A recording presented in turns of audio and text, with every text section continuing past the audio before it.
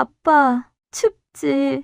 제발 이 옷 좀 입어. 살을 애는 눈보라 속 아이가 비석을 끌어안고 오열하고 있었어요. 저건 내 아들 옷이 아니냐? 회장은 비석에 덮인 점퍼를 보고 소스라치게 놀랐습니다. 얇은 티셔츠 한 장 입은 아이는 얼음장 같은 비석을 안고 추위에 지쳐 눈이 감기고 있었습니다. 회장은 쿵 내려앉는 가슴을 부여잡고 눈밭 위로 쓰러지는 아이를 향해 다급히 달려갔습니다. 회장이 떨리는 손으로 아이를 품에 안았습니다. 그때 아이의 입술이 파르르 떨리며 가느다란 소리가 흘러나왔어요. 아저씨, 제발 뺏어가지 마세요. 우리 아빠 입혀줘야 해요. 도대체 잃어버린 아들의 점퍼가 왜 이 낯선 아이의 손에 들려 있는 걸까요? 잠시만요. 구독과 좋아요로 이 기적 같은 만남을 응원해 주세요. 12월 24일 밤이었습니다. 새벽 4시를 조금 넘긴 시각이었고 해가 떠오르려면 아직 한참 남아 있었어요. 서울 기온은 영하 15도까지 내려갔습니다. 낡은 상가 건물 유리창이 덜컹거리며 울렸고 칼바람이 문틈을 비집고 들어와 긴 한숨처럼 울부짖었지요.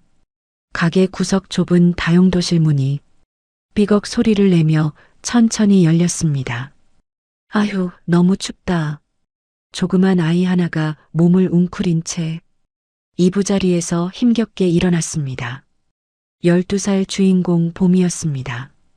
입술 사이로 하얀 입김이 연기처럼 얇게 흘러나왔습니다.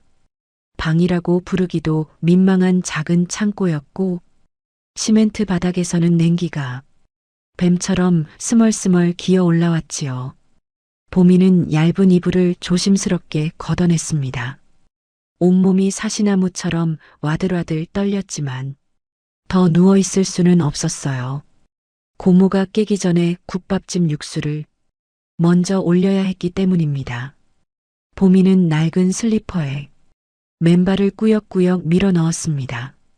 발가락 끝이 바늘로 찌르는 것처럼 시려왔습니다. 주방으로 발을 내딛는 순간 뼈 삼는 특유의 비릿한 냄새가 훅 하고 코를 찔렀습니다. 차갑게 식은 공기가 가슴속 깊이 파고들어 숨이 잠깐 막히는 느낌이 들었어요. 봄이는 익숙한 발걸음으로 큰 소치노인 쪽으로 다가갔습니다. 수도꼭지를 힘주어 돌려보았지만 찬 물줄기는 한 방울도 나오지 않았습니다. 대신 안쪽에서 얼음이 부딪히는 듯한 둔탁한 소리만 들려왔지요. 아, 또 얼었나 보다.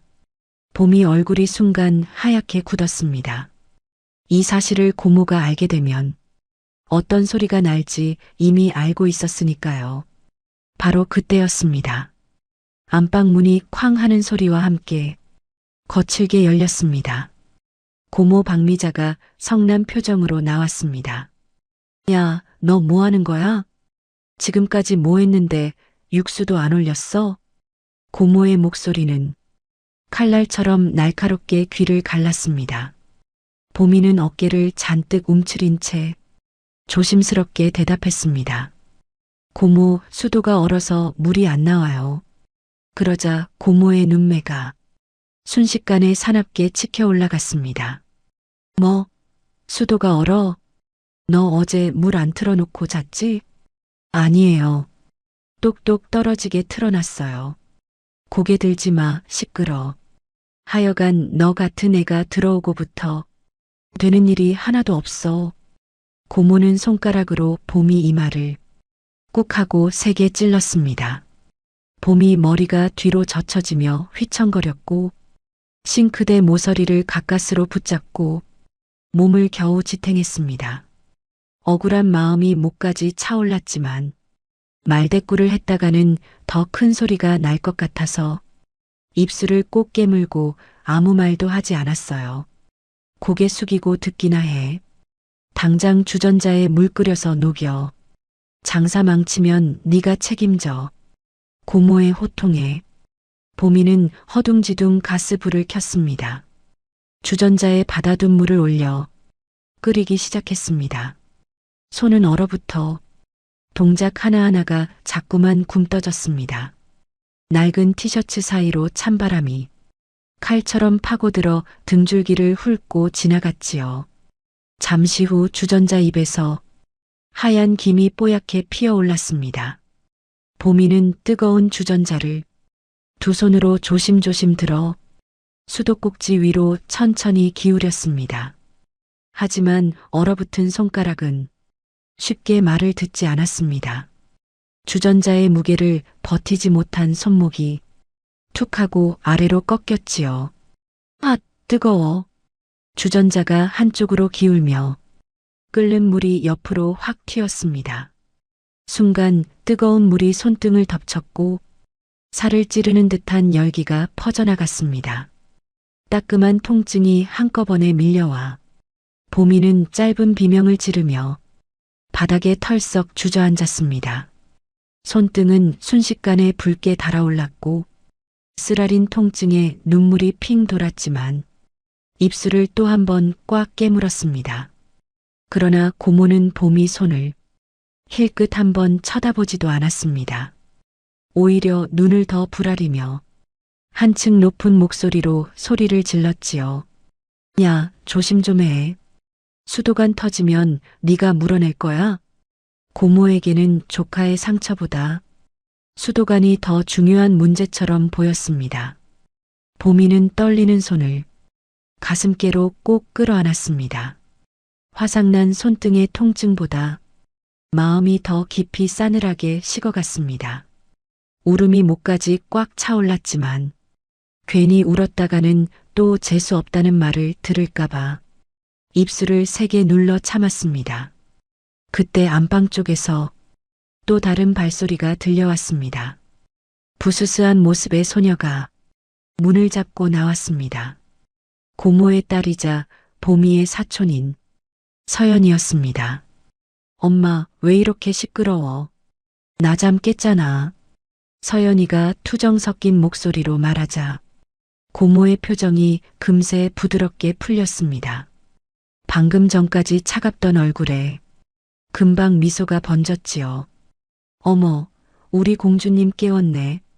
쟤 때문에 시끄러워서 그랬지. 미안해. 고모는 재빨리 주전자를 치워놓고 서연에게 다가가 팔을 감싸 안았습니다. 그리고 다정한 말투로 서연을 어르며 안방 쪽으로 데리고 들어갔습니다. 잠시 뒤 주방 쪽으로 고소한 냄새가 슬며시 퍼져나왔습니다. 따뜻하게 데운 우유와 부드러운 카스테라 냄새였습니다. 보미는 무심코 마른 침을 꿀꺽 삼켰습니다. 어제 점심 이후로 입에 넣어본 게 하나도 없었기 때문에 뱃속에서 꼬르륵 소리가 서럽게 울려 나왔지요. 달콤한 빵 냄새가 코끝을 간지릴 때 문득 엄마 아빠가 살아계시던 시절이 선명하게 떠올랐습니다. 그때는 보미도 따뜻한 우유를 함께 마셨습니다. 지금은 밥풀 한 톨도 눈치 보며 먹어야 하는 신세가 되었지요. 잠시 후 고모가 다시 무표정한 얼굴로 주방에 나왔습니다.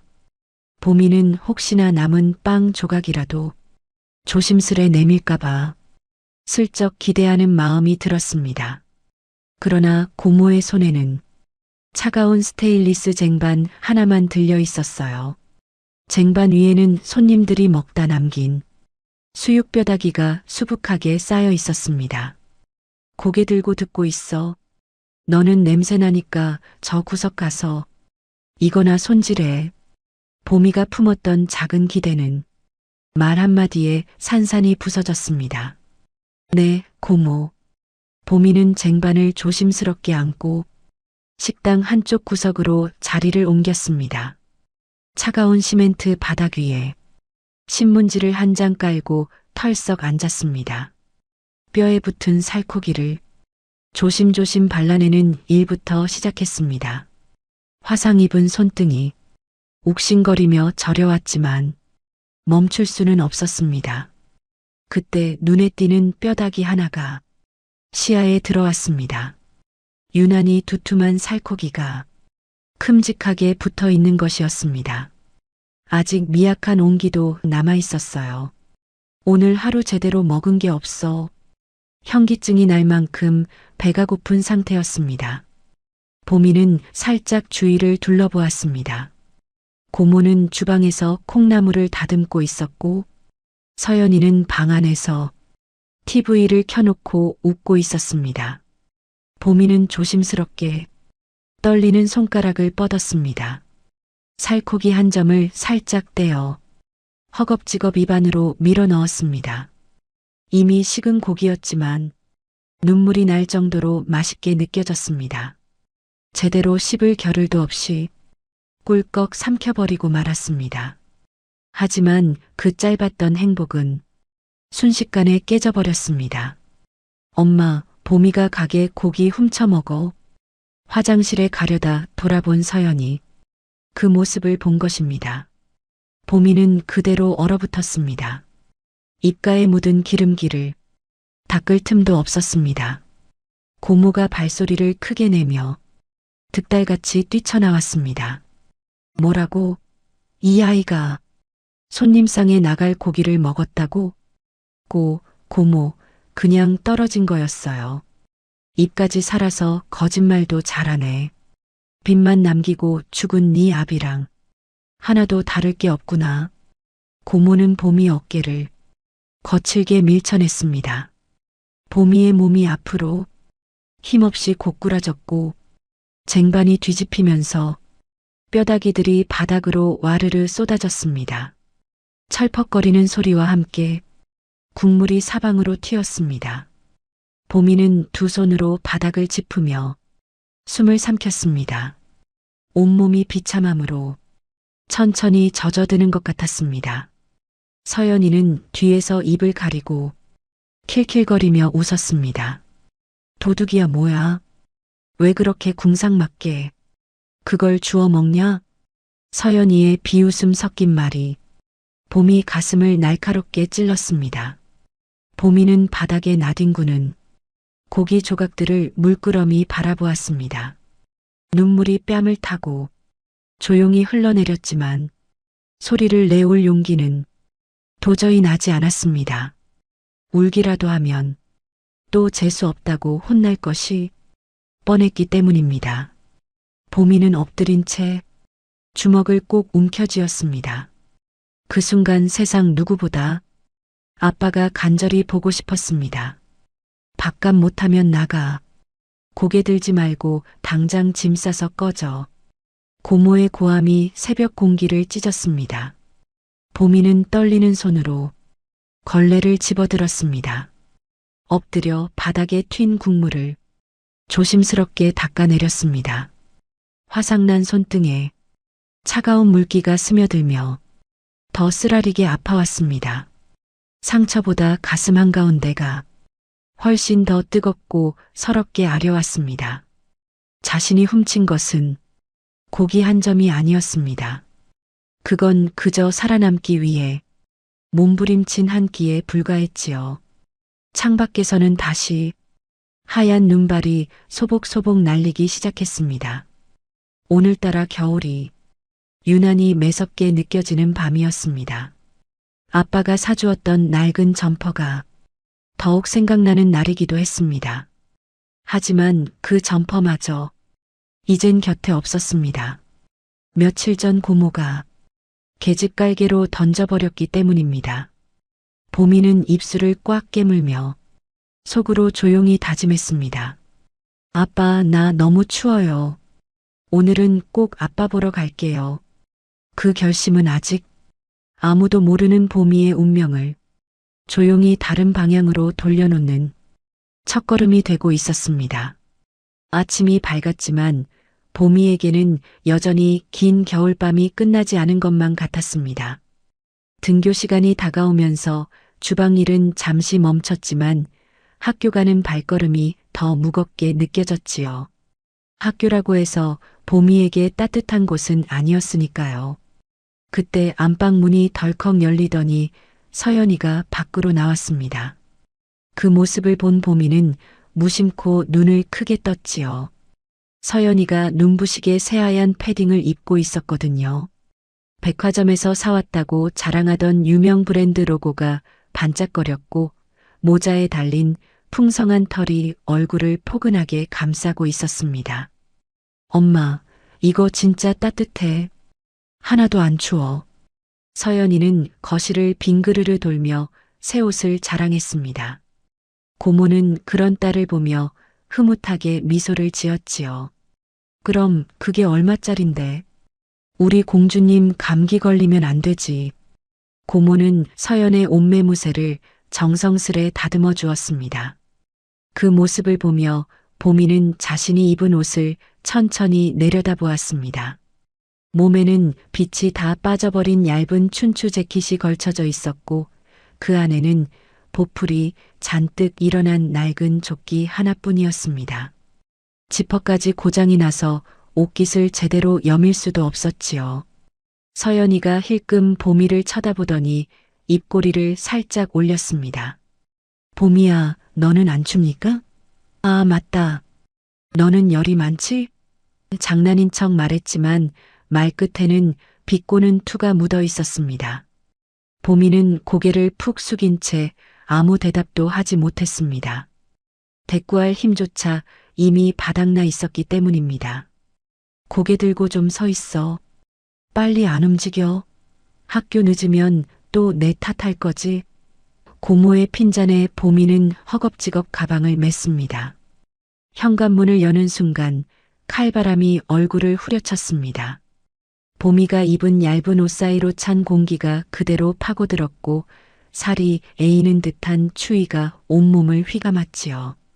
앞서 걷는 서연이의 등은 두툼해 보였습니다. 패딩 속에 폭 파묻힌 모습이 유난히 따뜻해 보였지요. 서연이는 주머니에 손을 깊이 넣고 어깨를 잔뜩 웅크린 채 걸어갔습니다.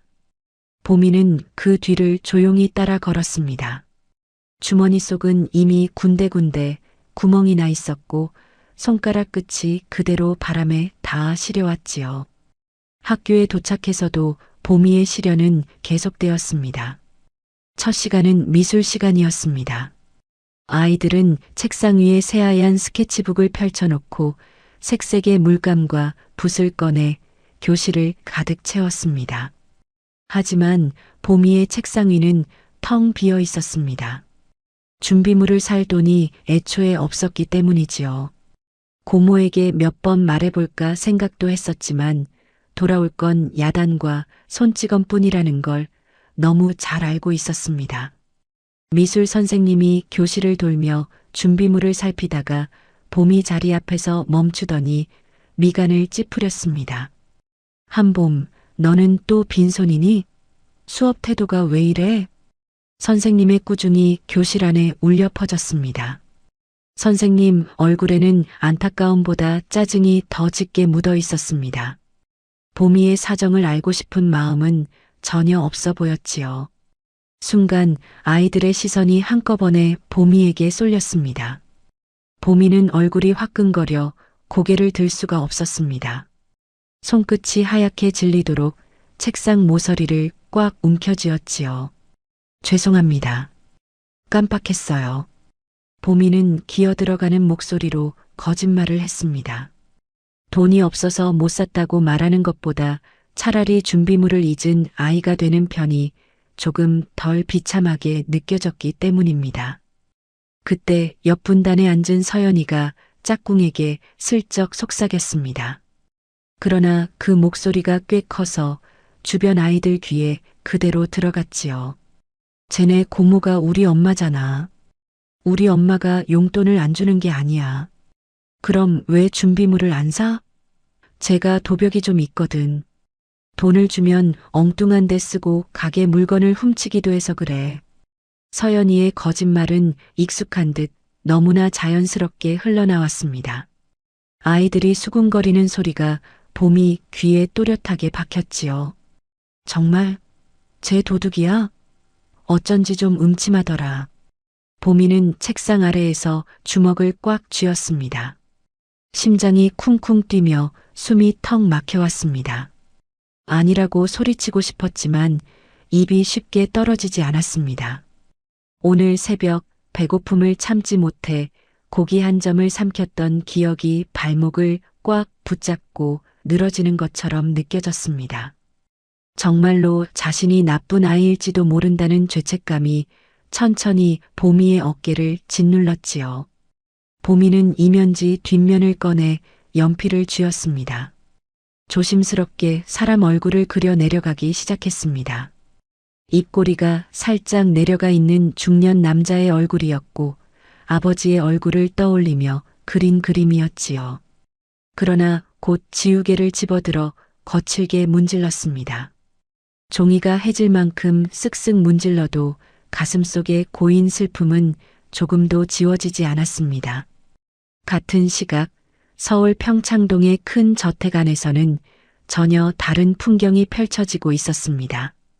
담장 너머로 눈이 소복이 쌓여 있었고 실내에는 벽난로 장작 타는 소리만 잔잔하게 울렸지요. 한태산 회장은 조용한 서재 책상 앞에 앉아 있었습니다.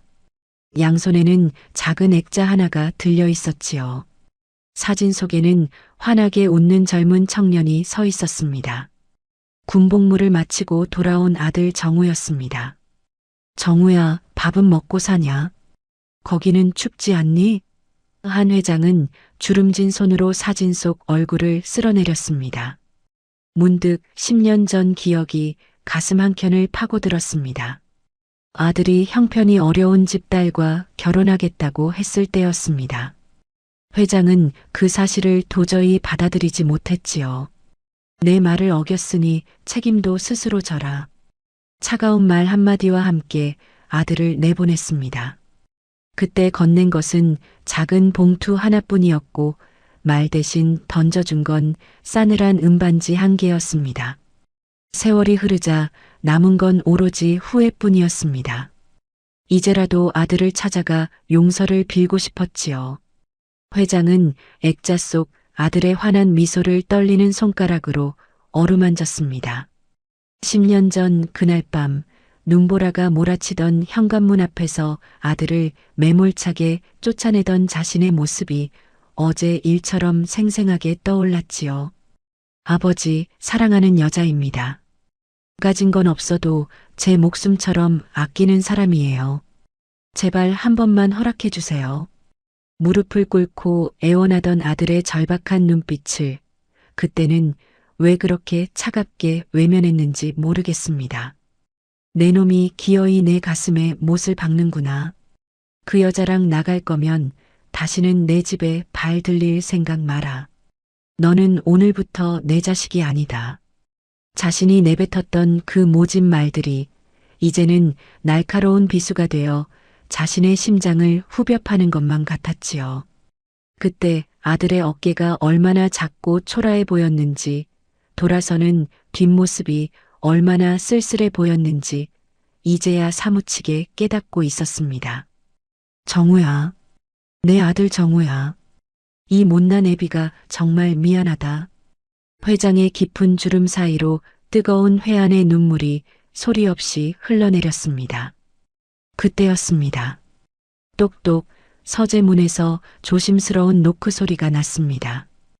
회장님, 오 실장입니다. 비서실장이 문을 살며시 열고 들어왔습니다. 한 회장은 황급히 안경을 고쳤으며 물었습니다. 오 실장, 연락은 어때? 미국 쪽 탐정에게서 소식 없나? 비서실장은 난감한 표정으로 고개를 숙였습니다. 회장님, 그게... 뜸 들이지 말고 말해봐. 찾았나 못 찾았나? 보고가 들어왔습니다만 내용이 좋지 않습니다. 비서실장은 서류 봉투 하나를 책상 위에 올려두었습니다. 한 회장은 떨리는 손으로 봉투를 열었습니다. 안에는 흐릿한 사진 몇 장과 보고서가 들어 있었지요. 어두운 카지노를 배경으로 찍힌 남자의 뒷모습 사진이 눈에 띄었습니다. 탐정 말로는 아드님께서 라스베이거스 도박장에 빠지셨다고 합니다. 뭐, 도박? 한 회장 목소리가 한 톤 높아졌습니다. 네. 빚을 지고 빚쟁이들에게 쫓겨 거처를 계속 옮기는 중이라 연락이 닿지 않는답니다. 한 회장은 믿기지 않는다는 듯 사진을 노려보았습니다. 손이 부들부들 떨려 사진 모서리가 구겨졌지요.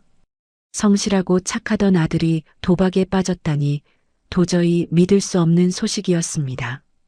그럴 리가 없다. 내 아들 정우가 그럴 리 없어.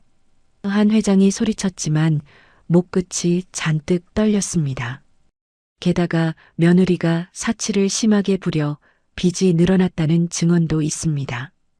비서실장의 말은 비수처럼 가슴을 찔렀습니다. 회장은 알지 못했습니다. 이 모든 내용이 고모 박미자가 흘린 가짜 정보라는 것을 전혀 눈치채지 못했습니다. 아들이 세상을 떠났다는 사실을 숨기기 위해 조작해낸 이야기였다는 걸 꿈에도 몰랐지요. 한 회장은 깊은 배신감에 온몸을 떨었습니다. 손에 쥔 액자를 탁자 위로 거칠게 엎어버리고 입술을 꽉 깨문 채 눈물을 삼켰습니다. 천하의 불효막심한 놈 같으니라고. 내 눈에 흙이 들어가도 찾지 마라. 한 회장은 가슴께를 움켜쥐고 의자에 주저앉았습니다. 창밖에서는 여전히 무심하게 눈발이 날렸지요. 따뜻한 벽난로 앞이었지만 회장의 마음은 시베리아 벌판처럼 시렸습니다. 그 시각 고모 박미자는 번쩍이는 백화점 명품관에 있었습니다. 화려한 샹들리에 조명이 그녀의 머리 위에서 반짝였지요. 고모는 최고급 모피 코트를 어깨에 걸쳤습니다. 윤기가 번들거리는 검은 털이 몸을 휘감았습니다.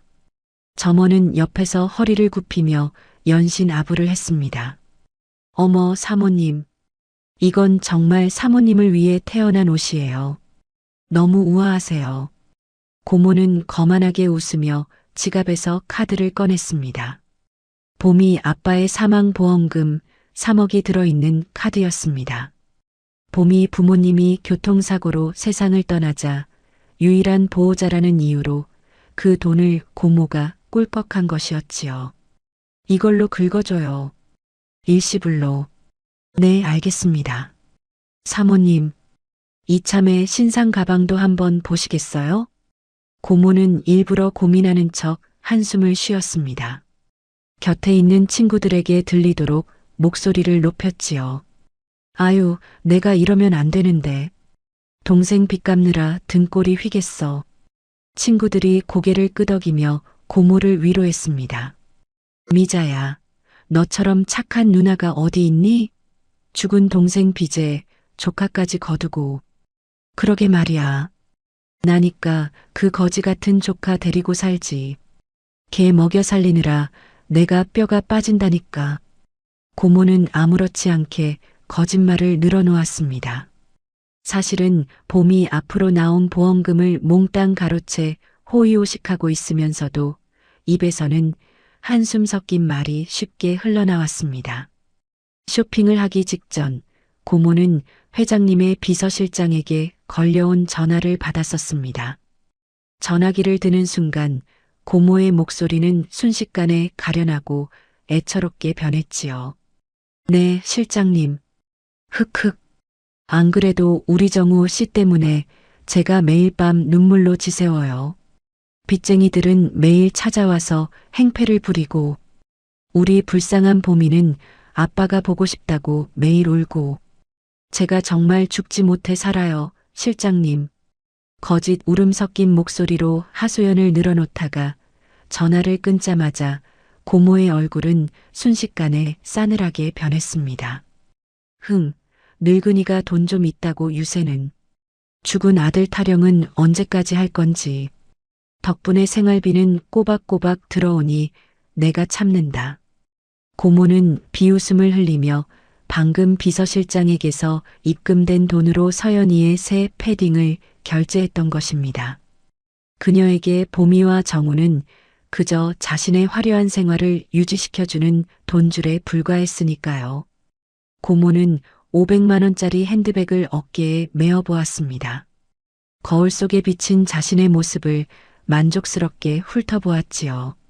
집에서 굶고 있을 봄이 생각은 손톱만큼도 떠올리지 않았습니다. 좋아, 이것도 포장해줘. 오늘 스트레스 좀 풀어야겠네. 고모는 쇼핑백을 양손 가득 들고 느긋하게 백화점을 나섰습니다. 밖에는 매서운 눈보라가 몰아치고 있었습니다. 고모는 대기 중이던 택시를 불러 재빨리 몸을 실었습니다. 히터에서 따뜻한 바람이 나오자 몸이 노곤해졌지요. 창밖으로는 폐지를 줍는 노인과 얇은 옷을 겹쳐 입은 아이들이 지나갔습니다. 그러나 고모는 고개를 돌려 창문을 닫아버렸습니다. 자신만 따뜻하면 그만이었습니다. 세상의 추위 따위는 늘 남의 일이었으니까요. 학교 수업이 모두 끝난 시각, 보미는 교문 밖으로 나왔습니다. 운동장에는 고운 눈이 하얗게 쌓여 있었지요. 아이들은 신이 나서 눈싸움을 하고 이리저리 뛰어놀았습니다. 하지만 보미는 그 사이에 끼어들 수 없었습니다. 국밥집 저녁 장사 준비를 하러 서둘러 가야 했기 때문입니다. 보미는 종종 걸음으로 얼어붙은 골목길을 걸었습니다. 찢어진 운동화 사이로 눈이 스며들어 양말이 축축하게 젖어들었지요. 발가락이 끊어질 듯 아파왔지만 이를 꽉 물고 참았습니다. 그러던 찰나 미끄러운 내리막길에서 발이 헛디뎌졌습니다. 아! 보미는 그대로 엉덩방아를 찧으며 앞으로 굴렀습니다. 무릎이 바닥에 쓸려 따끔한 통증이 번졌습니다. 일어나려 애를 써보았지만 다리에 힘이 들어가지 않았지요. 바지 무릎 부분이 갈라지며 천이 찢어졌습니다. 그 사이로 붉은 자국이 서서히 배어 나왔습니다. 차가운 눈이 상처 위로 스며들어 더 쓰라렸지요. 지나가던 아이들이 보미를 힐끗 보더니 킥킥거렸습니다. 손을 내미는 친구는 한 명도 없었습니다. 보미는 눈물이 그렁그렁 고인 눈으로 하늘을 올려다봤습니다. 잿빛 하늘에서 차가운 눈송이가 얼굴 위로 조용히 떨어졌습니다. 아빠, 나 너무 아파. 보미의 작은 입술이 파르르 떨렸습니다. 집으로 돌아가면 고모의 고함이 기다리고 있을 것이었습니다. 따뜻한 위로 한마디가 더 간절해지는 서늘한 12월의 오후였습니다. 하지만 보미는 아직 몰랐습니다. 오늘 밤 이 지옥 같은 집에서 쫓겨날 운명이 조용히 다가오고 있다는 것을요. 그리고 그 잔혹한 쫓겨남이 기적과도 같은 만남으로 이어질 시작이 되고 있다는 사실도 알지 못했습니다. 12월 24일 크리스마스 이브였습니다. 거리는 축제 분위기로 반짝였지만 국밥집은 전쟁터나 다름없었습니다. 연말 모임 손님들이 밀려들어 발 디딜 틈조차 없었지요. 주방에서는 쉴 새 없이 뚝배기 부딪히는 소리와 고모의 고함이 뒤섞여 터져나왔습니다. 보미는 학교에서 돌아오자마자 가방을 던져두고 앞치마를 둘렀습니다. 낮에 빙판에서 다친 무릎이 욱신거렸지요. 한 걸음 뗄 때마다 바늘로 찌르는 듯 아팠지만 내색할 수는 없었습니다. 아프다고 하면 게으름 피운다며 더 큰 불호령이 떨어질 게 뻔했으니까요. 손님들은 모두 행복해 보였습니다. 따뜻한 국밥을 앞에 두고 가족끼리 연인끼리 웃음꽃을 피웠습니다. 보미는 그들의 행복이 아주 먼 나라 이야기처럼 느껴졌습니다. 어제 점심 이후로 물 한 모금 제대로 마시지 못한 상태였거든요. 남들이 남긴 국물이라도 먹고 싶었지만 그럴 시간조차 보미에게는 사치였습니다. 밤 9시가 넘어가자 영하 15도의 한파가 몰아쳤습니다. 문이 열릴 때마다 칼바람이 뼛속까지 파고들었지요. 얇은 티셔츠 한 장 입은 보미는 이가 딱딱 부딪혔습니다. 문득 아빠가 사준 점퍼 생각이 간절해졌습니다. 유일하게 남은 아빠의 유품이자 보미를 지켜주는 마지막 방패였지요. 그 옷만 입으면 마치 아빠 품에 안긴 듯 따뜻했으니까요. 손님이 조금 빠진 틈을 타 보미는 다용도실로 향했습니다. 벽에 걸어둔 점퍼를 찾아 몰래라도 입을 생각이었습니다. 그런데 옷걸이가 텅 비어 있었습니다. 아무리 눈을 씻고 찾아봐도 점퍼가 보이지 않았지요. 가슴이 철렁 내려앉았습니다. 보미는 다급하게 주방으로 뛰어가 고모에게 물었습니다. 고모, 제 점퍼 못 보셨어요? 여기 걸어뒀는데. 고모는 돈을 세느라 쳐다보지도 않고 심드렁하게 대답했습니다. 아, 그 다 떨어진 걸레 같은 옷? 냄새나서 갖다 버렸다. 보미의 심장이 쿵 하고 멈추는 것 같았습니다. 버버리다니요? 어디에요? 저기 계집에 깔아줬어. 뽀삐가 푹신하다고 좋아하더라. 보미는 뒤도 돌아보지 않고 뒷문으로 미친 듯이 달려나갔습니다. 계집 안을 들여다본 보미는 숨을 멈추고 말았습니다. 뽀삐가 엉덩이에 깔고 앉은 남색 뭉치, 분명 아빠의 점퍼였습니다. 흙탕물과 개털로 뒤범벅이 되어 형체를 알아보기 힘들었지요. 악취가 진동을 했습니다. 보미는 떨리는 손으로 점퍼를 끄집어냈습니다. 그리운 아빠 냄새 대신 비릿한 게 냄새가 코를 찔렀습니다. 눈물이 왈칵 쏟아졌지요. 이건 단순한 옷이 아니었습니다. 보미에게는 아빠 그 자체였습니다. 보미는 더러워진 점퍼를 가슴에 품고 가게 안으로 들어갔습니다. 서러움은 순식간에 뜨거운 분노로 바뀌었습니다. 보미는 주방 앞까지 성큼성큼 걸어갔습니다. 고모, 어떻게 이럴 수 있어요? 악에 바친 고함 소리에 시끌벅적하던 식당 안이 찬물을 끼얹은 듯 조용해졌습니다. 고모가 놀라서 들고 있던 돈뭉치를 떨어뜨렸지요. 이게 미쳤나? 어디서 눈을 부라려? 이거 아빠 옷이에요. 제 보물이라고요. 왜 걔를 줘요? 보미는 난생 처음으로 고모에게 대들었습니다. 점퍼를 움켜쥔 손이 부들부들 떨리고 있었지요. 손님들이 수군거리기 시작했습니다. 저 집 조카라며 애 옷을 걔한테 줬대? 세상에, 애가 저렇게 얇게 입었는데 너무하네. 고모의 얼굴이 불그락푸르락해졌습니다. 자신의 체면이 구겨졌다는 생각에 화가 머리끝까지 치솟았지요. 이 모든 게 재수없는 조카 때문이라 여겼습니다. 고모가 주방에서 뛰쳐나와 보미의 팔을 낚아챘습니다. 너 오늘 제삿날인 줄 알아라. 나한테 망신을 줘? 이거 아빠 옷이란 말이에요. 흑흑. 시끄러워. 냄새나는 걸레 안고 뭐하는 짓이야. 고모는 점퍼를 뺏으려 했지만 보미는 죽어도 놓지 않았습니다. 두 사람의 실랑이 끝에 의자가 넘어지고 국밥 그릇이 깨졌습니다. 와당탕 소리와 함께 뜨거운 국물이 사방으로 튀었지요. 가게가 난장판이 되자 고모는 이성을 잃었습니다. 보미의 뒷덜미를 잡고 현관으로 질질 끌고 갔습니다. 나가, 당장 나가. 너 같은 거 필요 없어. 문이 활짝 열리고 바깥에 칼바람이 들이닥쳤습니다. 보미는 문틀을 잡고 안간힘을 썼지요. 잘못했어요. 고모 다시는 안 그럴게요. 하지만 고모의 눈엔 도끼가 가득했습니다. 아빠 냄새? 그렇게 좋으면 네 아빠한테 가. 고모는 보미를 문 밖으로 세게 밀쳤습니다.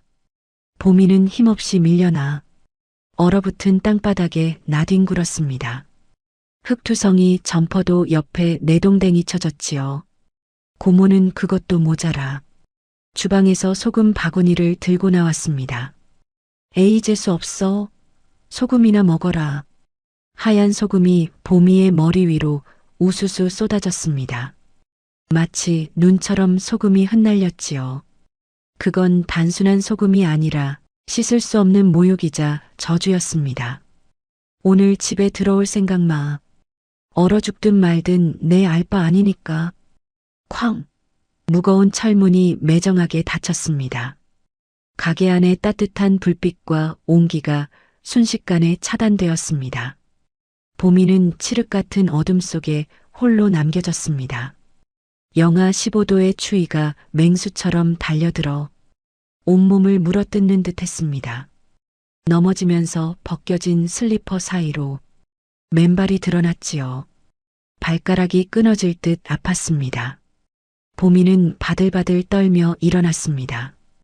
바닥에 떨어진 점퍼를 주워들었습니다. 흙과 소금이 뒤섞인 아빠의 옷. 보미는 점퍼의 먼지를 손으로 툭툭 털어내고 품에 꼭 안았습니다. 차가운 바람 속에서도 미미한 온기가 느껴지는 듯 했습니다. 지금 보미에게는 그것만이 세상 유일한 위로였습니다. 가게 유리창 너머로 고모가 보였습니다. 아무 일 없었다는 듯 손님들에게 웃으며 고개를 숙이고 있었습니다. 따뜻한 그곳에 보미의 자리는 없었습니다. 애초부터 없었던 것일지도 모릅니다. 눈물이 볼을 타고 흘러내려 턱 끝에서 차갑게 얼어붙었습니다. 보미는 천천히 하늘을 올려다보았습니다. 눈발이 점점 굵어지고 있었습니다. 아빠 보고 싶어나 너무 추워. 하얀 입김이 허공에 흩어졌습니다. 갈 곳은 단 한 군데뿐이었습니다. 이 세상에서 유일하게 자신을 반겨줄 사람. 비록 차가운 땅속 비석 아래 잠들어 있지만 말입니다. 보미는 찢어진 운동화를 고쳐 신었습니다. 벗겨진 슬리퍼는 쓰레기통 옆에 미련 없이 버렸지요. 그리고 어둠이 깔린 국도를 향해 걸음을 옮겼습니다. 묘지까지는 걸어서 2시간이 넘는 거리였습니다.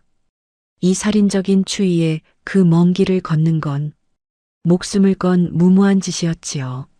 하지만 보미는 멈추지 않았습니다. 여기서 얼어 죽으나 가다가 죽으나 마찬가지였습니다. 차라리 가다가 죽더라도 아빠 곁으로 가고 싶었습니다. 가로등도 없는 길 위로 눈보라가 휘몰아쳤습니다. 보미의 작은 등 뒤로 거센 바람이 밀어닥쳤습니다. 금방이라도 쓰러질 듯 위태로워 보였지요. 하지만 보미는 점퍼를 생명줄처럼 꽉 쥐고 놓지 않았습니다. 그것이 보미의 목숨을 건 처절한 여정의 시작이었습니다. 거리는 여전히 크리스마스의 불빛으로 반짝였습니다. 하지만 쫓겨난 보미에게는 그 불빛이 닿지 않는 차가운 어둠뿐이었지요. 갈 곳은 오직 한 군데, 아빠가 잠든 묘지였습니다. 보미는 주머니 속 차가운 동전 몇 개를 만지작거렸습니다. 100원짜리 3개와 50원짜리 2개, 전 재산 400원이 전부였습니다. 이 돈으로는 버스비가 모자란다는 걸 알았습니다. 그래도 혹시나 하는 마음에 정류장 앞에 섰습니다. 사람들이 줄을 서서 버스를 기다리고 있었지요. 보미는 흙투성이 옷을 입고 그들 틈에 쭈뼛거리고 섰습니다. 사람들이 힐끔거리며 코를 막았습니다. 개 냄새와 땀 냄새가 섞여 악취가 났기 때문입니다. 보미는 점퍼를 꽉 끌어안으며 고개를 숙였습니다.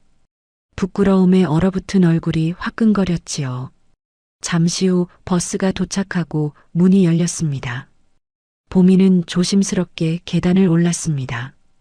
기사 아저씨에게 400원을 내밀었지요. 아저씨 돈이 이거밖에 없는데요. 기사는 보미의 행색을 위아래로 훑어보았습니다. 미간이 사납게 찌푸려졌습니다. 뭐야? 400원? 학생 지금 장난해? 죄송해요. 저기까지만 태워주시면 안 돼요? 너무 추워서요. 보미는 울먹이며 사정했습니다. 하지만 기사는 냉정했습니다. 안 돼. 돈 없으면 내려. 뒤에 사람들 기다리잖아. 뒤에 서 있던 승객들도 혀를 찼습니다. 아유, 냄새나게 웬 거지야. 빨리 좀 갑시다. 문 열어놓으니 춥잖아요. 비난의 화살이 보미의 가슴에 꽂혔습니다. 보미는 얼굴이 빨개져서 뒷걸음질 쳤습니다. 버스 문이 닫히고 매연을 뿜으며 떠났습니다. 세상은 보미에게 너무나 차가웠습니다. 돈이 없으면 따뜻한 버스조차 탈 수 없는 세상이었습니다. 보미는 입술을 꽉 깨물었습니다. 걸어가자. 걸어서 가면 돼. 보미는 씩씩하게 걸음을 옮겼습니다. 묘지까지는 걸어서 2시간이 넘는 거리였습니다. 도심을 벗어나자 가로등도 드문드문해졌습니다. 인도도 없는 국도가 나타났지요. 쌩쌩 달리는 차들이 위협적으로 스쳐 지나갔습니다.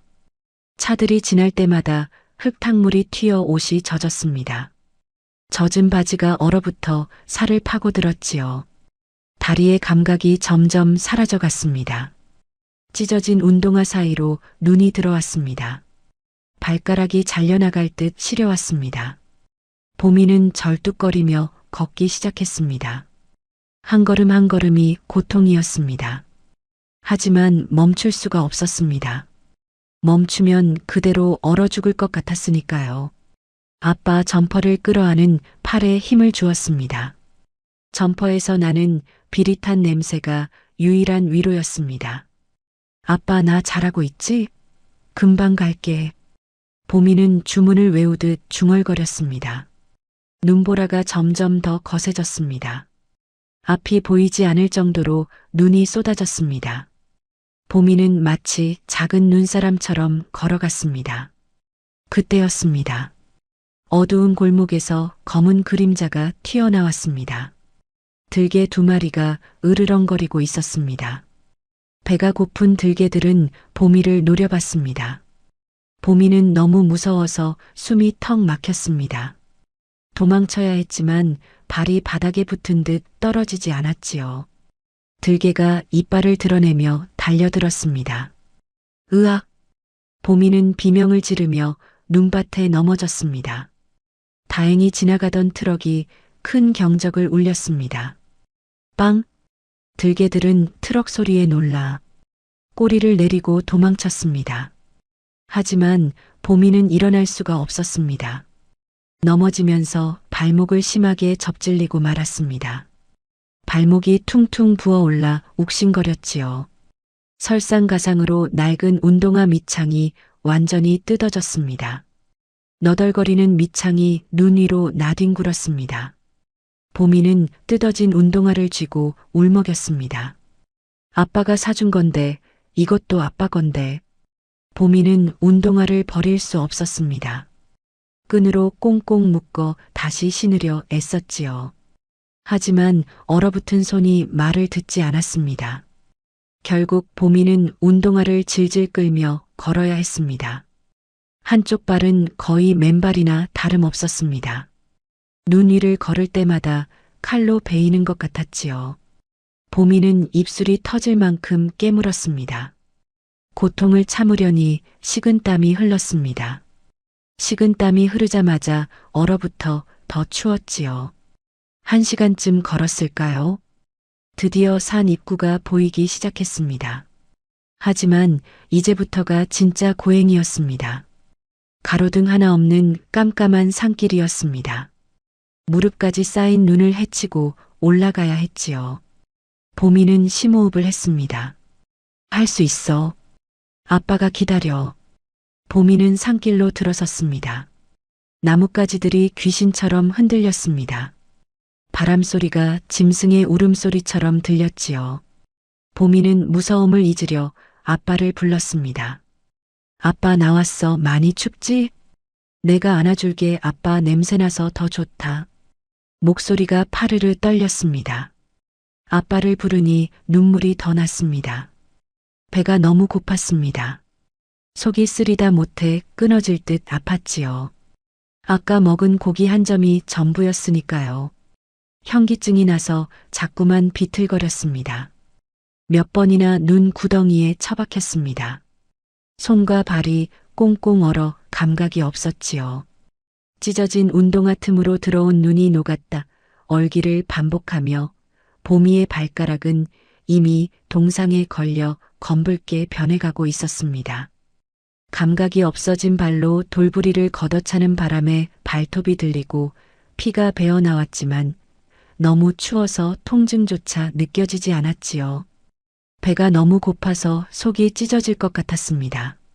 목이 말라 입안이 바짝바짝 타들어갔지요. 보미는 떨리는 손으로 길가에 쌓인 하얀 눈을 한 줌 움켜쥐었습니다. 그리고 허겁지겁 입안으로 밀어 넣었지요. 차가운 눈이 식도를 타고 내려가자 몸속까지 얼어붙는 것 같았지만 그렇게라도 하지 않으면 당장 쓰러질 것만 같았습니다. 엄마, 아빠, 배고파요. 보미의 입에서 신음 같은 소리가 새어나왔습니다. 극한의 고통 속에서 눈앞에 헛것이 보이기 시작했지요. 저 멀리 눈보라 속에서 환한 불빛이 새어나오는 따뜻한 집이 보이는 것 같았습니다. 창문 너머로 아빠가 환하게 웃으며 보미를 향해 손짓하는 모습이 어른거렸습니다. 보미야, 어서 와. 춥지? 아빠가 맛있는 밥 해놨어. 아빠의 다정한 목소리가 귓가에 들리는 듯 했지요. 보미는 홀린 듯 비틀거리며 그 환영을 향해 손을 뻗었습니다. 하지만 잡히는 것은 살을 애는 차가운 눈보라뿐이었습니다. 얼굴은 눈물과 콧물로 범벅이 되었습니다. 속눈썹에 고드름이 매달렸습니다. 보미는 점점 눈앞이 흐릿해지기 시작했습니다. 그때 저 멀리서 불빛이 보였습니다. 따뜻한 주황색 불빛이 일렁거렸습니다. 우리 집이다. 아빠가 기다리나 봐. 보미는 헛것을 보기 시작했습니다. 극한의 추위와 배고픔이 만들어낸 환각이었습니다. 보미는 불빛을 향해 손을 뻗었습니다. 하지만 잡히는 건 차가운 허공뿐이었지요. 보미는 힘없이 눈 위에 쓰러졌습니다. 차가운 눈이 포근한 이불처럼 느껴졌습니다. 이대로 잠들면 편안할 것 같았습니다. 고통도 배고픔도 없는 곳으로 갈 것 같았지요. 그 순간 고모의 목소리가 들리는 듯 했습니다. 얼어 죽든 말든 내 알 바 아니야. 보미는 번쩍 눈을 떴습니다. 이대로 죽으면 고모가 좋아할 게 뻔했습니다. 무엇보다 아빠를 만나지도 못하고 죽을 수는 없었습니다. 보미는 이를 악물고 몸을 일으켰습니다. 일어설 힘이 없어 기어서라도 가야 했습니다. 손톱이 빠질 듯 아팠지만 눈을 움켜쥐었습니다. 무릎으로 기어서 산을 올랐습니다. 날카로운 돌부리에 무릎이 찢어졌습니다. 바지 위로 붉은 자국이 배어나왔습니다. 하지만 보미는 아픈 줄도 몰랐습니다. 오직 아빠 생각뿐이었습니다. 품에 안은 점퍼가 점점 무거워졌지요. 하지만 보미는 절대 놓지 않았습니다. 이 점퍼를 아빠에게 입혀줘야 했습니다. 아빠가 추위에 떨고 있을 테니까요. 아빠, 조금만 기다려. 보미가 가고 있어. 보미는 거친 숨을 몰아쉬었습니다. 폐가 얼어붙어 숨쉬기가 힘들었습니다. 심장이 터질 듯 쿵쾅거렸지요.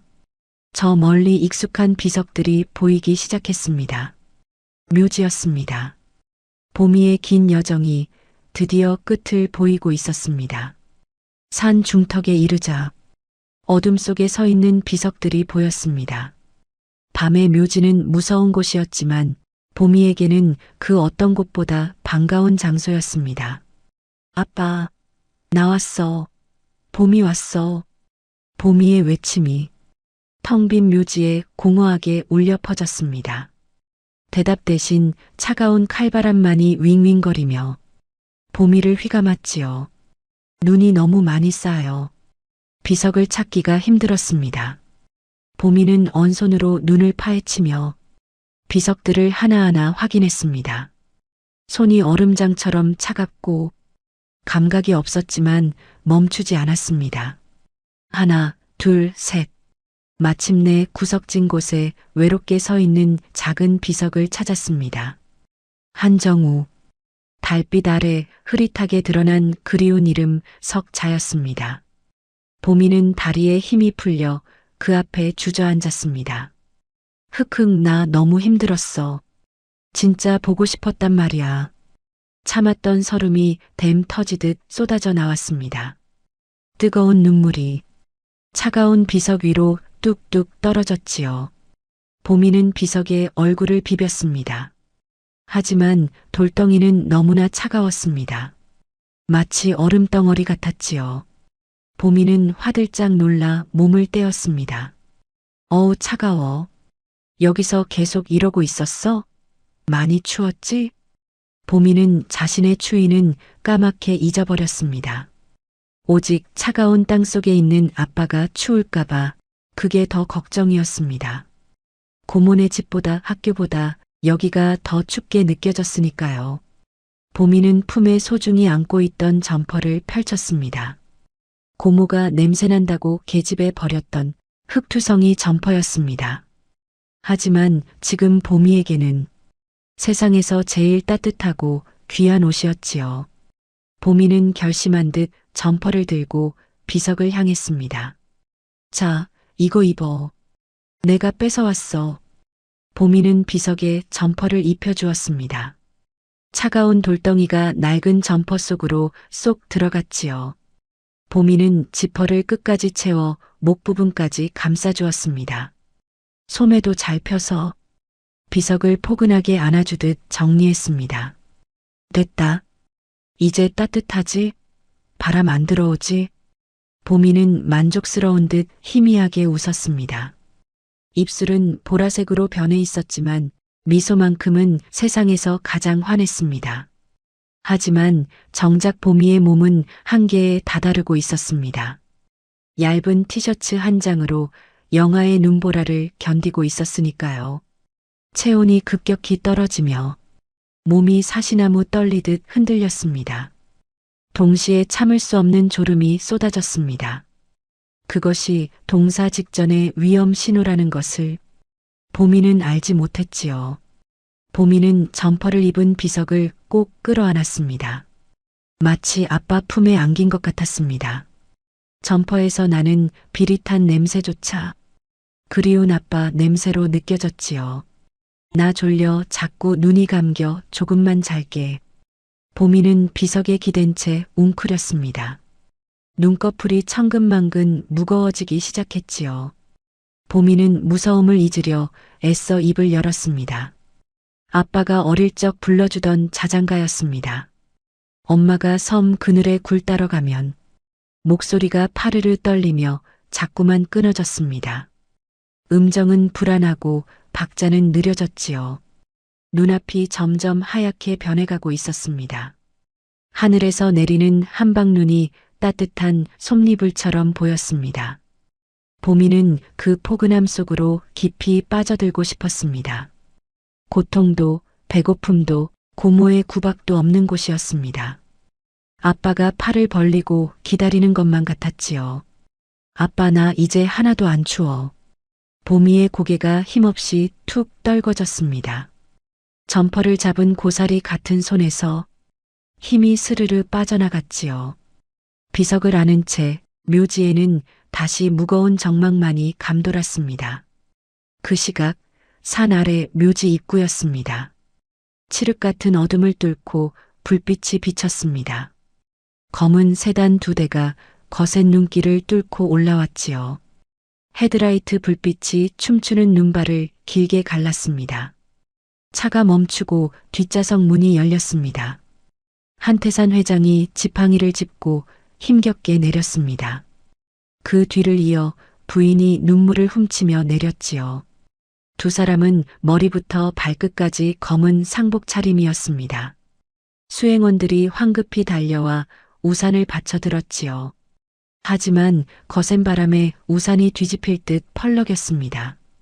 회장님, 눈이 너무 많이 옵니다. 비서실장이 걱정스러운 얼굴로 앞을 막아섰습니다. 길이 미끄러워 위험합니다. 나중에 다시 오시죠. 하지만 한 회장은 지팡이로 땅을 내리찍었습니다. 비켜라. 정우가 기다리고 있다. 회장의 목소리에는 서리빨 같은 고집이 서려 있었죠. 오늘이 기일이다. 내 다리가 부러져도 간다. 회장은 비서실장을 밀치고 앞장서서 걸음을 옮겼습니다. 구두가 발목까지 쌓인 눈 속으로 푹푹 빠졌습니다. 한 걸음 뗄 때마다 천근만근 무게가 실렸지요. 살을 애는 칼바람이 노부부의 옷깃을 파고들었습니다. 하지만 회장은 멈추지 않았습니다. 가슴 속에 맺힌 한이 눈보라보다 더 무거웠으니까요.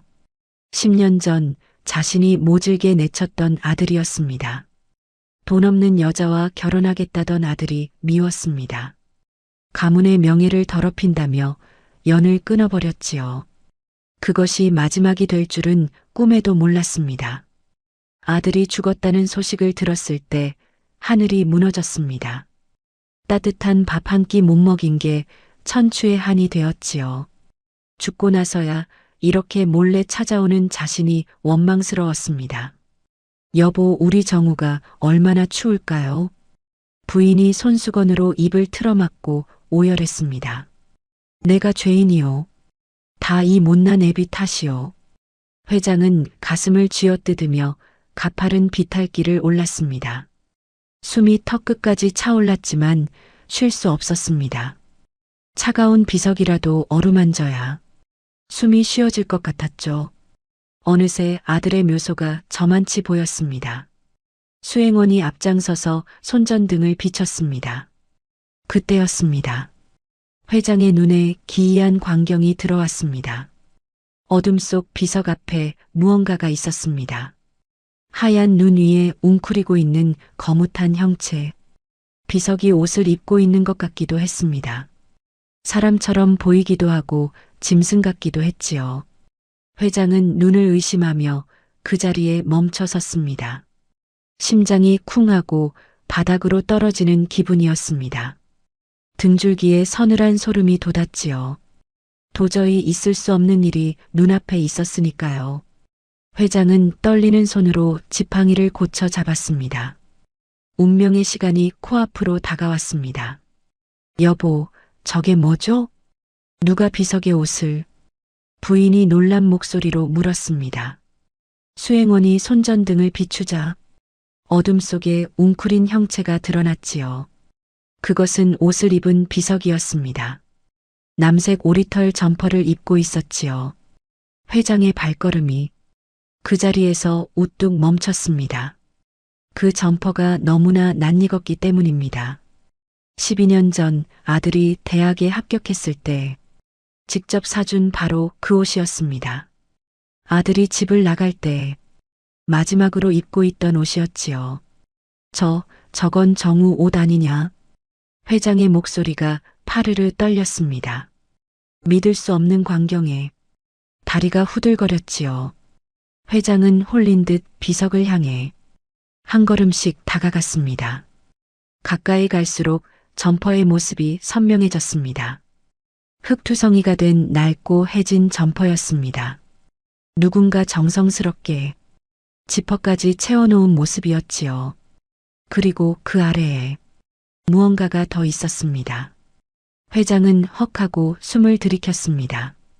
점퍼를 입은 비석을 끌어안고 있는 작은 아이가 보였습니다. 얇은 티셔츠 바람으로 눈 속에 파묻힌 아이였습니다. 회장의 머릿속이 하얗게 변했습니다.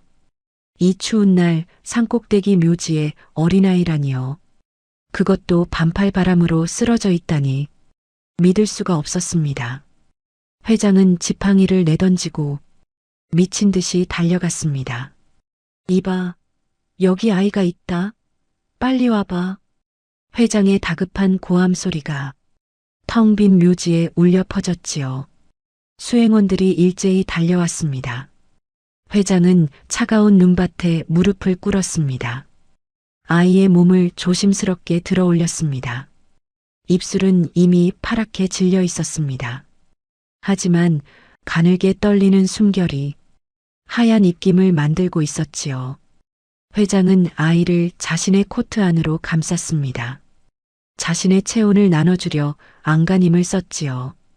부인도 울먹이며 다가와 자신의 목도리를 풀었습니다. 세상에 어쩌다 이런 곳에. 부인은 아이의 언손을 잡고 비볐습니다. 그때 회장의 품 안에서 아이의 고개가 힘없이 뒤로 젖혀졌습니다. 하얀 목선이 드러나며 감춰져 있던 무언가가 툭 떨어졌지요. 그것을 본 회장 부부의 눈이 동시에 휘둥그레졌습니다. 운명의 톱니바퀴가 맞물리는 순간이었습니다. 아이의 목에서 무언가가 툭 하고 눈 위로 떨어졌습니다. 가느다란 줄에 매달린 은색 반지였습니다. 손전등 불빛을 받아 반지가 반짝하고 빛났지요. 그 반지를 본 부인의 눈이 휘둥그레졌습니다. 부인은 입을 틀어막으며 비명을 질렀지요.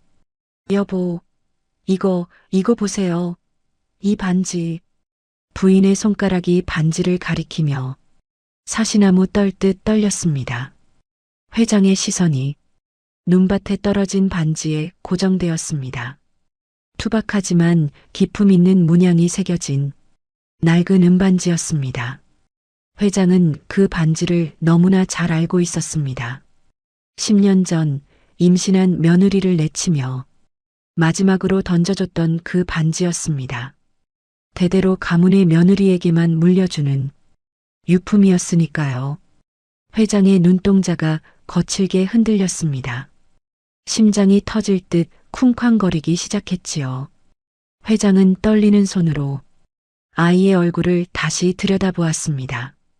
얼굴에 덮인 눈을 털어내자 이목구비가 선명해졌습니다. 오똑한 코, 갸름한 턱선, 그리고 긴 속눈썹. 죽은 아들 정우의 어릴 적 모습과 판박이었습니다. 의심할 여지가 없었습니다. 피는 물보다 진하다는 말이 가슴을 세게 쳤습니다. 이 아이가 내 핏줄이란 말이냐? 회장의 목소리가 갈라져 나왔습니다. 눈앞이 흐려지며 뜨거운 눈물이 솟구쳤지요. 내 아들이 핏줄을 남기고 떠났다는 사실, 그리고 그 하나뿐인 핏줄이 이 추운 날 죽어가고 있다는 사실, 충격과 공포, 그리고 환희가 뒤섞인 감정이었습니다. 회장은 아이를 부서질라 꼭 끌어안았습니다. 아가, 하랩이다. 내가 왔다. 회장의 절규가 눈보라 속에 흩어졌습니다. 하지만 보미는 대답이 없었습니다. 그저 할아버지의 품에서 힘없이 늘어져 있을 뿐이었지요. 그때였습니다. 회장의 품에 안긴 보미의 입술이 파르르 떨렸습니다. 가늘게 뜬 눈이 허공을 응시했습니다. 의식이 없는 상태에서 나온 헛소리였습니다. 아빠 춥지마, 내가 덮어줄게. 보미는 고사리 같은 손으로 허공을 휘저었습니다. 회장은 숨을 죽이고 귀를 기울였습니다. 보미의 입에서 믿을 수 없는 말이 흘러나왔지요. 고모가 버렸어, 아빠 옷깨집에. 회장의 몸이 굳어버렸습니다. 잘못 들은 게 아니었습니다. 냄새난다고 뽀삐 줬어, 내 거 아닌데. 보미는 점퍼를 생명줄처럼 꽉 움켜쥐며 중얼거렸습니다. 그 한마디가 회장의 가슴에 비수처럼 꽂혔습니다. 지금 아이가 덮고 있는 이 흙투성이 점퍼가 계집에 버려졌던 옷이라니요. 그리고 그걸 버린 사람이 고모라니요. 회장의 머릿속에서 무언가가 와르르 무너져 내렸습니다. 뭐라고? 고모가 버려? 회장은 자신의 귀를 의심했습니다.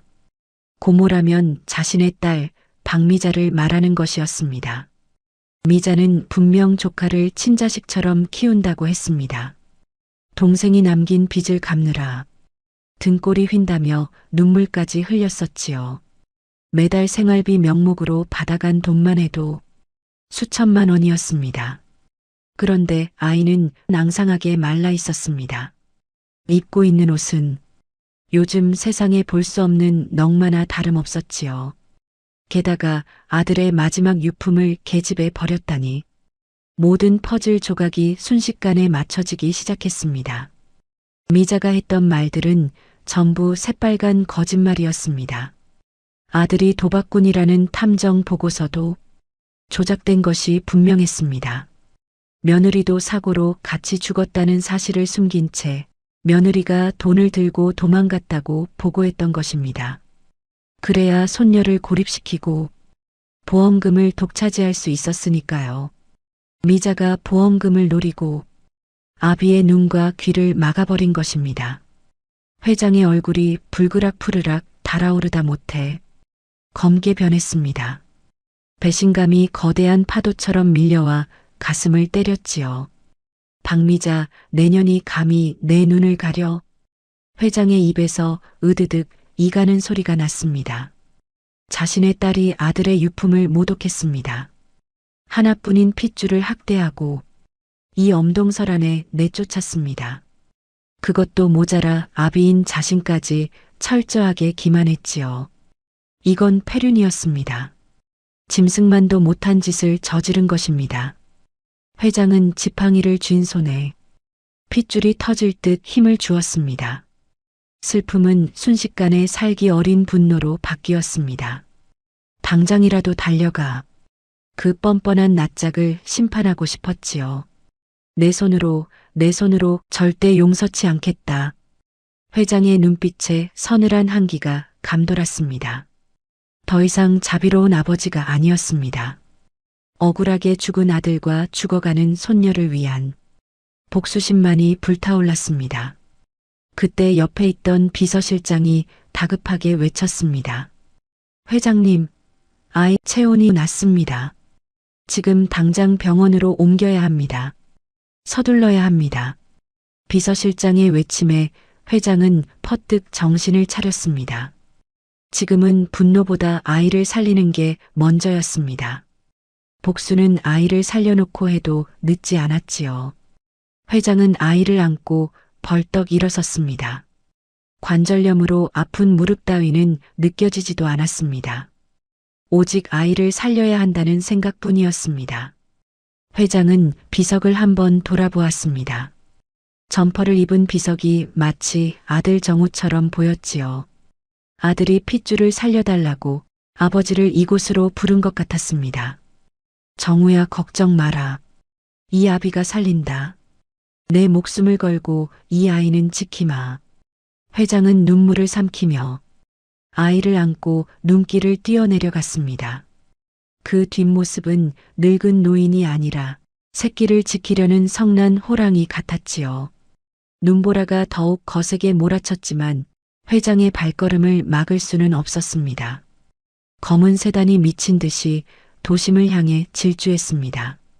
눈보라는 여전히 거세게 몰아치고 있었지만 차 안은 뜨거운 열기로 가득했지요. 회장은 보미의 꽁꽁 언 손을 쉼없이 주물렀습니다. 기사, 더 빨리 밟아. 신호 무시하고 달려. 평소 법규를 중시하던 회장이었지만 지금은 물불 가릴 때가 아니었습니다.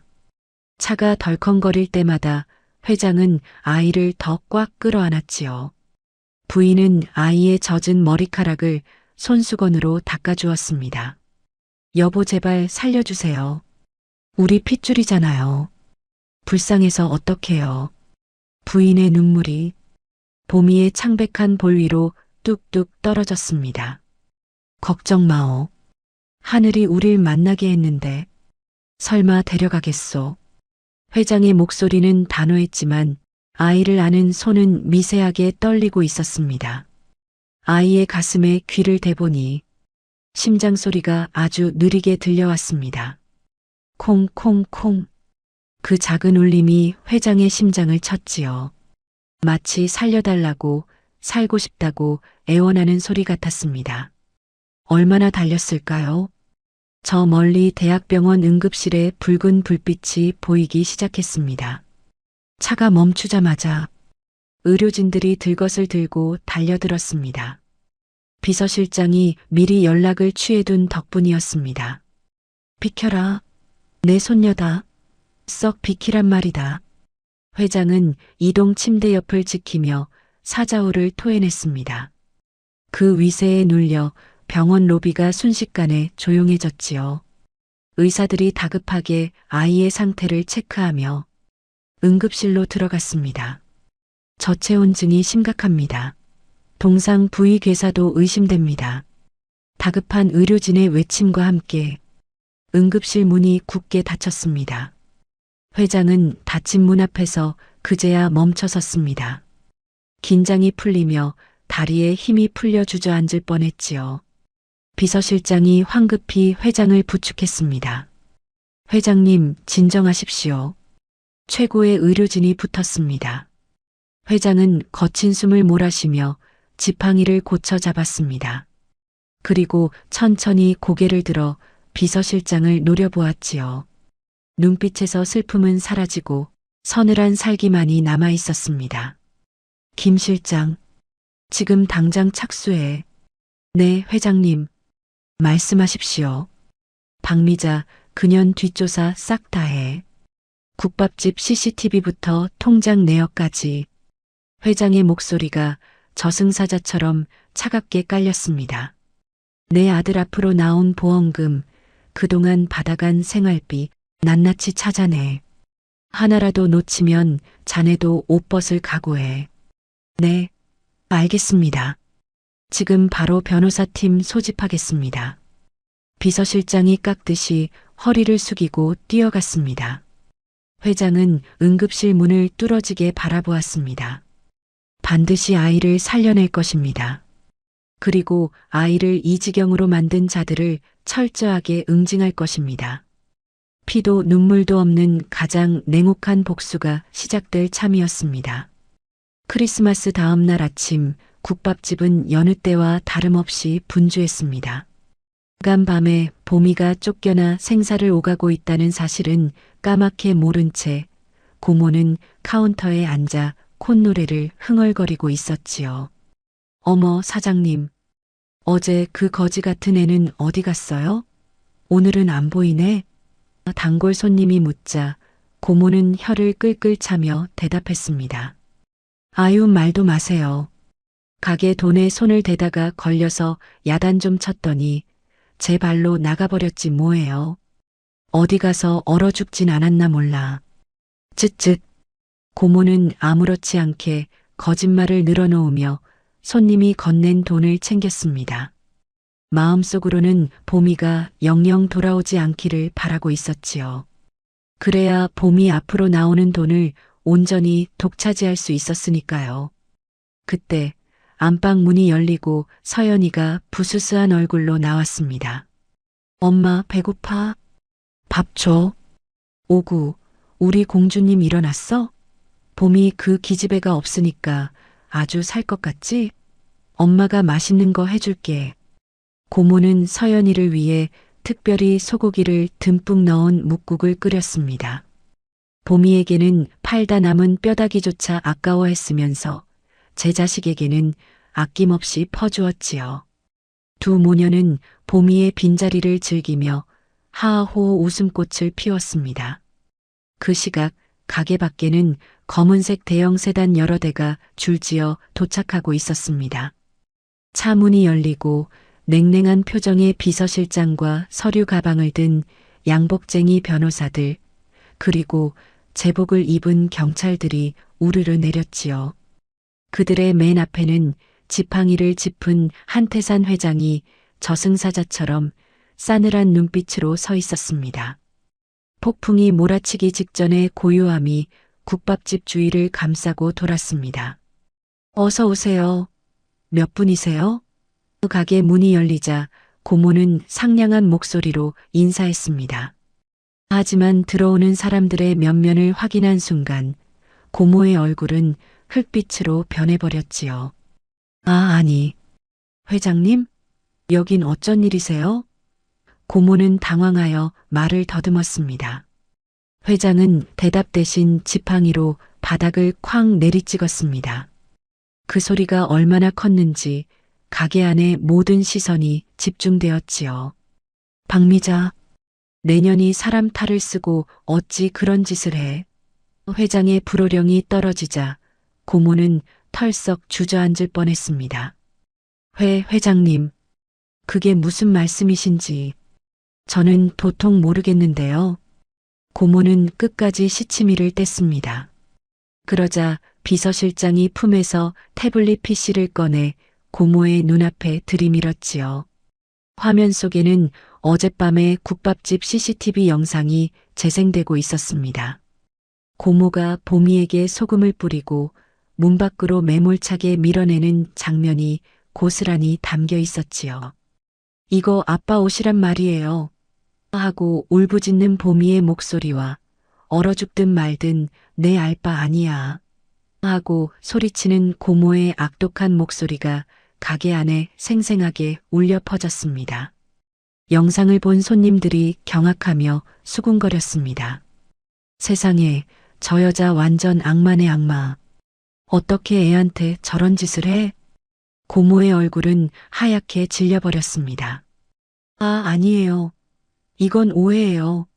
저 애가 먼저 잘못을 해서 훈육을 좀 한 것뿐이에요. 고모는 다급하게 변명을 늘어놓았지만 이미 늦은 뒤였습니다. 이번에는 변호사가 두툼한 서류 뭉치를 꺼내 들었습니다. 박미자 씨, 여기 봄이 양 앞으로 지급된 사망보험금 3억 원과 회장님이 매달 보내신 생활비 통장 내역이 있습니다. 이 돈들 다 어디에 쓰셨습니까? 변호사의 추궁에 고모는 입을 꾹 다물었습니다. 서류에는 고모가 백화점에서 긁은 카드 명세서와 서연이의 고액 학원비, 그리고 고모 명의로 된 적금 통장 내역이 빼곡하게 적혀 있었지요. 보미를 위해 쓰인 돈은 단 한 푼도 없었습니다. 이 나쁜 년, 내 아들 목숨값을 네가 다 처먹어? 회장은 분노를 참지 못하고 고모의 뺨을 세차게 올려붙였습니다. 짝! 하는 소리와 함께 고모의 고개가 돌아갔지요. 엄마. 그때 방에서 이 상황을 지켜보던 서연이가 뛰쳐나왔습니다. 고모는 서연이를 붙잡고 애원했지요. 서연아, 너는 알지? 엄마가 보미한테 얼마나 잘해줬는지. 네가 회장님한테 말씀 좀 드려봐. 하지만 서연이는 고모의 손을 매몰차게 뿌리쳤습니다. 아, 몰라. 엄마가 다 한 거잖아. 난 모르는 일이야. 서연이는 자기만 살겠다고 엄마를 배신하고 도망치듯 방으로 들어가 버렸습니다. 믿었던 딸에게까지 버림받은 고모는 망연자실한 표정으로 바닥에 주저앉았습니다. 서연아, 네가 어떻게... 고모의 눈에서 뒤늦은 후회의 눈물이 흘러내렸지요. 경찰이 다가와 고모의 손목에 차가운 수갑을 채웠습니다. 박미자 씨, 당신을 아동학대 및 횡령 혐의로 체포합니다. 철커덕거리는 수갑 소리가 고모의 비참한 최후를 알리는 종소리처럼 들렸습니다. 안 돼. 이거 나. 내가 뭘 잘못했다고 그래. 내가 저 애를 걷어준 은인인데. 은혜도 모르는 것들. 고모는 발악하며 소리를 질렀지만 경찰들에게 질질 끌려나갔습니다. 가게 밖에 모여든 사람들이 고모를 향해 손가락질하며 욕을 퍼부었지요. 저런 천하의 나쁜 년. 콩밥 좀 먹어봐야 정신을 차리지. 평생 감옥에서 썩어라. 고모는 그제야 자신이 무슨 짓을 저질렀는지 깨달았지만 이미 돌이킬 수 없는 강을 건넌 뒤였습니다. 차가운 호송차에 실려가는 고모의 귓가에 회장의 마지막 말이 저주처럼 맴돌았지요. 네가 보미에게 준 고통, 그 몇 배로 되돌려받게 될 것이다. 평생 감옥에서 피눈물 흘리며 속죄하거라. 며칠 후 대학병원 1인실 병실. 창밖으로 따뜻한 햇살이 비추고 있었습니다. 보미는 하얀 병원 침대에 누워 새근새근 잠들어 있었지요. 동상 치료를 받은 손과 발에는 붕대가 감겨 있었지만 얼굴색은 한결 편안해 보였습니다. 병실 한쪽에는 온갖 과일 바구니와 꽃다발, 그리고 새 옷과 장난감들이 산더미처럼 쌓여 있었습니다. 모두 회장님이 보미를 위해 사보낸 선물들이었지요. 회장은 침대 옆 의자에 앉아 잠든 보미의 얼굴을 하염없이 바라보고 있었습니다. 주름진 손으로 보미의 머리카락을 조심스럽게 쓸어넘겼지요. 아가, 내 새끼, 그동안 얼마나 힘들었니?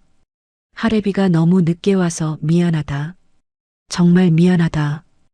회장의 눈가에 뜨거운 눈물이 고였습니다. 이제 다시는 이 아이를 놓치지 않겠다고 자신의 남은 생을 바쳐서라도 지켜주겠다고 다짐했지요.